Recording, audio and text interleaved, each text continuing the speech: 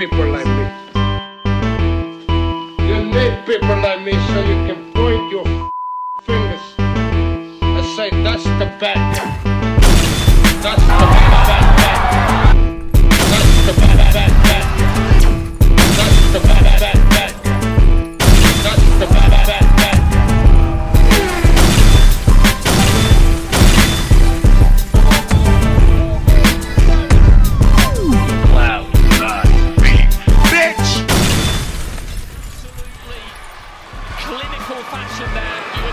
Welcome to the mother relay. We're covering today's top boxing news.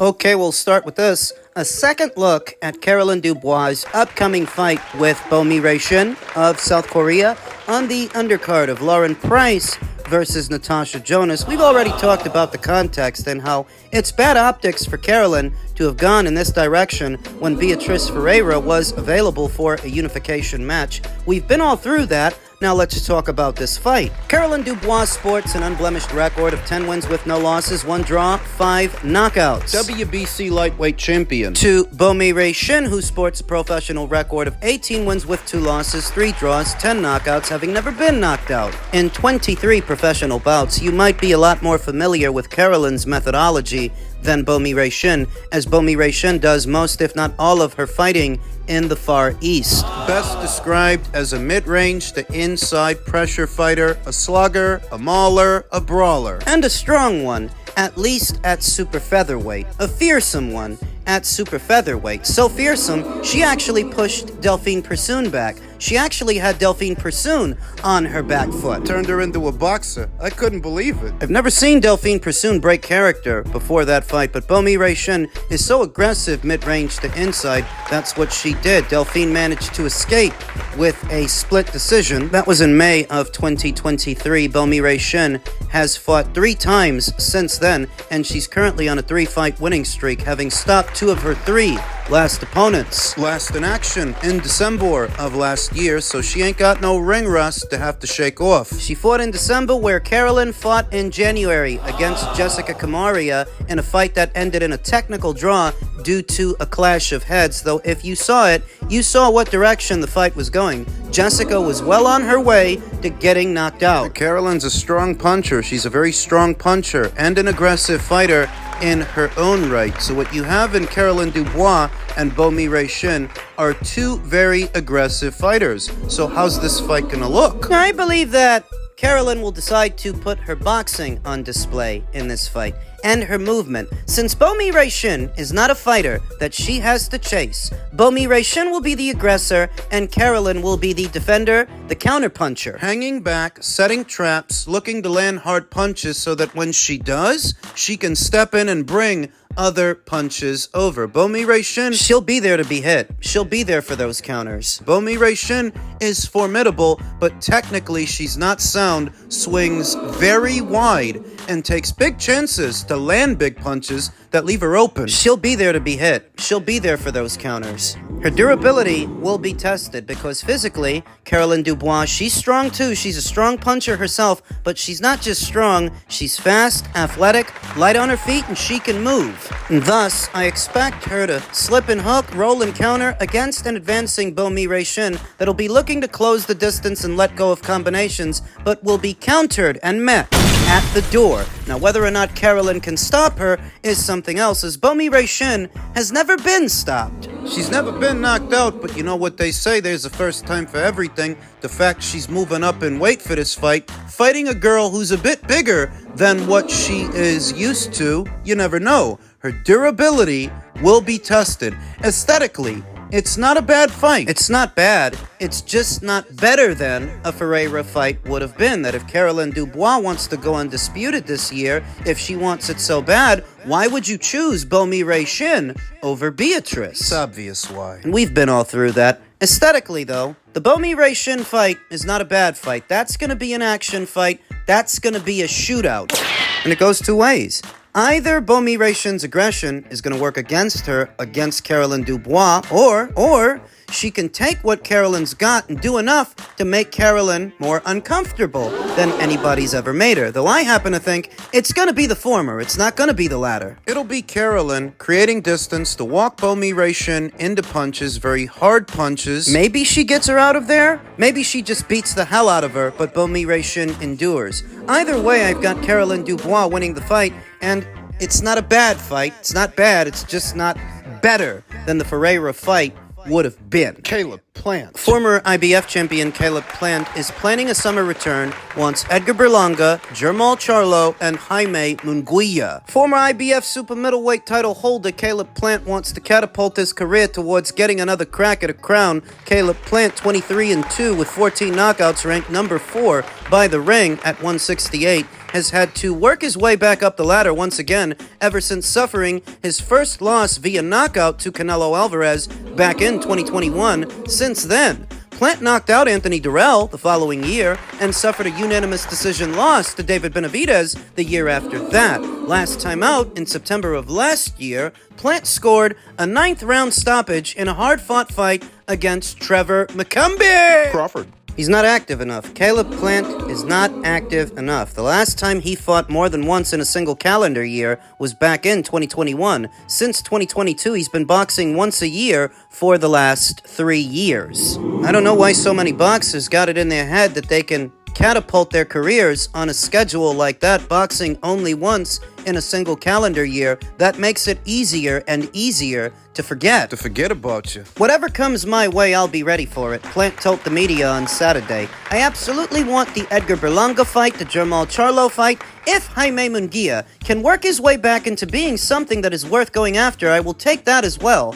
Being a champion again is big on the list. The only thing more important than that for me is making big fights. Plant alluded to a summer return this year, floating May, June, or July as the dates. Inactivity has plagued Plant in recent years, as he's fought just 6 times in the last 5. And will be 5 months into this year at the earliest if he does return in May.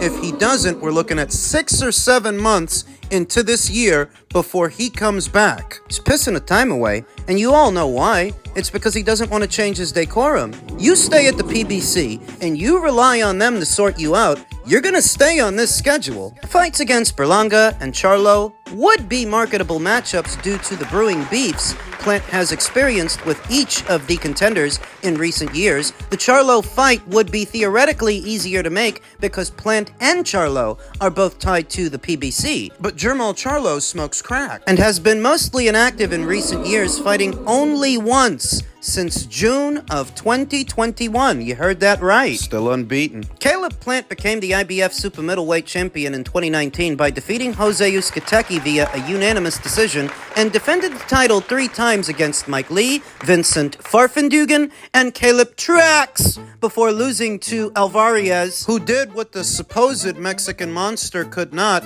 He stopped a then unbeaten Caleb Plant, where all David could do was decision him. I love boxing, said the 32-year-old Caleb Plant. I want to become a world champion again. It's a big dream and goal of mine. I'm just getting started. What the hell is he talking about? He's been boxing once a year for the last 2 or 3 years. You love boxing so much, you don't think enough of it that maybe you should box more than once in a single calendar year? If you were, you may have secured a mandatory position by now. If you were a little bit more active, you could stand to be a bit more active. There's money out there! Not exclusive to fighting for alphabet titles or securing mandatory positions. There's money out there for Caleb Plant. He's one of the familiar faces, one of the somebodies at 168, though he's not really using it to his advantage. He was last in action in September of last year. He may not return to action until 5 months into this one. Because him and Jamal are on the same side of the street, you would have thought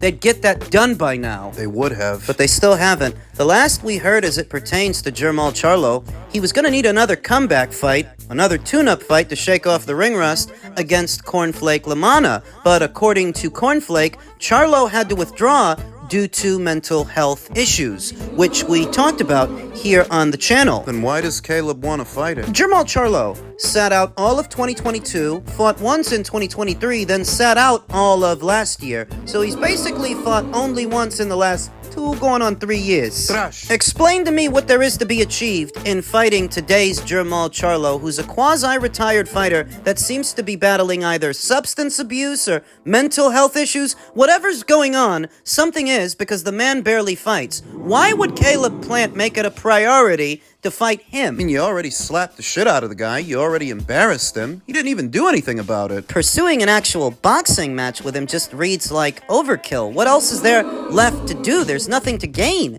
in fighting today's Charlo. You just seem to me to be a fighter that's looking for low-hanging fruit, as that's the only virtue in fighting Charlo today. An easy win over a familiar face, because this guy's done. But if it's ending up costing you this much time, is it really worth it? What did they pay you to fight Trevor McCumbee? Not much, I imagine. Hope you're getting money on the side, because I don't imagine they paid you very much to fight MAGA McCumbee on an undercard. Whilst waiting for Charlo, biding your time to do battle with him when he's too busy battling his own demons. It doesn't make sense.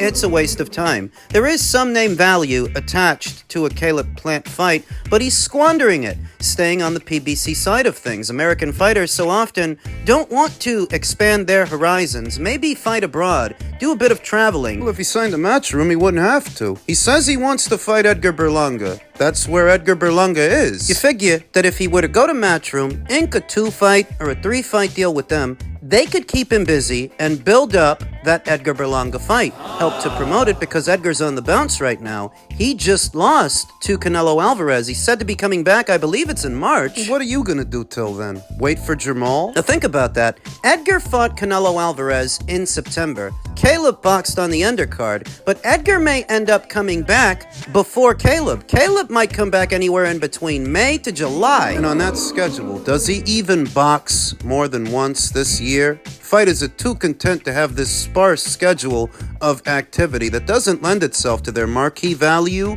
or earning power. Look at how long it took them to get Caleb back out there after the Benavidez loss. Many months on a Trevor McCumbee fight. That's not the kind of guy you're supposed to waste that much time on. What kind of fight? He fought David Benavidez in March of 2023. He doesn't come back until 18 months later in September of the following year. That is a gross waste of time. 18 months. This guy's got a kid on the way. Another one with Jordan Plant. You can't stay on a schedule like this. Are you crazy? What he's doing. I mean, yeah, there is some name value still attached to a Caleb Plant fight, but he's largely squandering it, waiting for the PBC to sort him out. And it's his prerogative. It's his career. I'm just saying there are alternatives.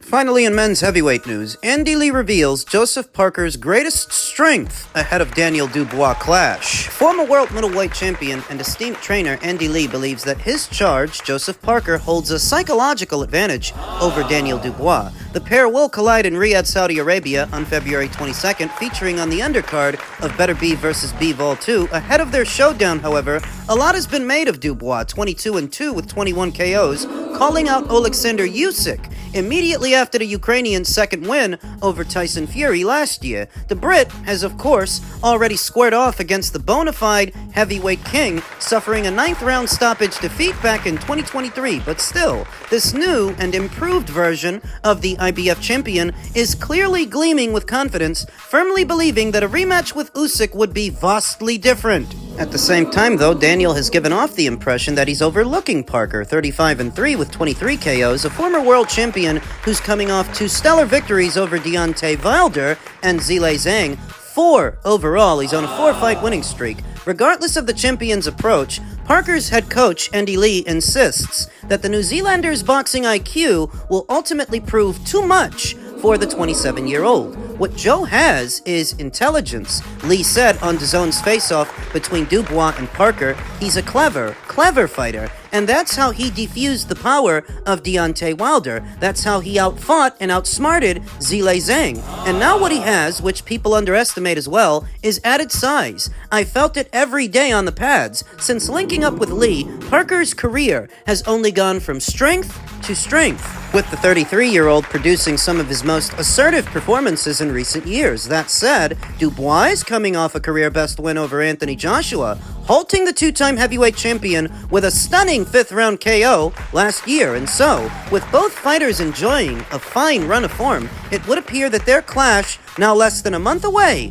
can only deliver fireworks. It all boils down to, who do you trust and why? It is true that Daniel seems to be looking past Joseph, or maybe he's just that confident. He believes in his powers now so much, he knows he can beat him. Or he thinks he knows, whereas I don't get the impression Joseph's thinking about anybody other than Daniel. Dubois. I thought it was a very, very interesting one.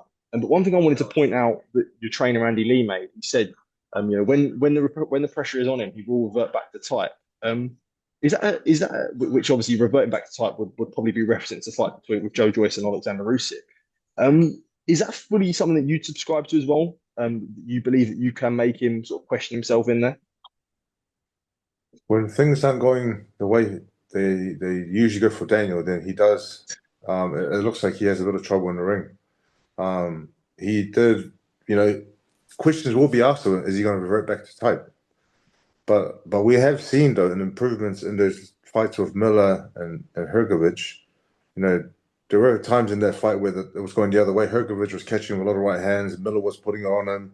It was going back and forth, but he didn't revert back to type. It's like I don't know, is that something that you can overcome?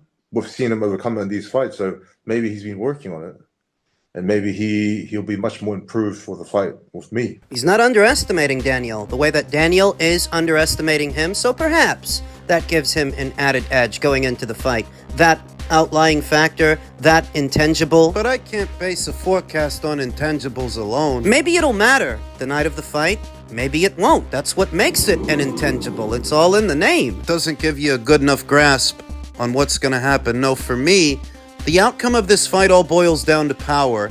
And I know that may seem oversimplified. Putting that much stock in one fighter's power when the other is a tad bit more experienced, craftier, and on a run of good form of his own. I think that Daniel's power is going to be what separates them. I think he punches punch for punch a lot harder than Joseph Parker, and you can argue that so did Deontay Wilder and so did Zhilei Zhang, but those guys were coming up on 40, weren't they? Whereas Daniel is younger and fresher, riding high, and supremely confident. So Deontay and Zhilei Zhang are not adequate parallels, I think, for what Joseph is about to face. If Joseph tries to fight this fight from the outside, then it's gonna look like the Joe Joyce fight did.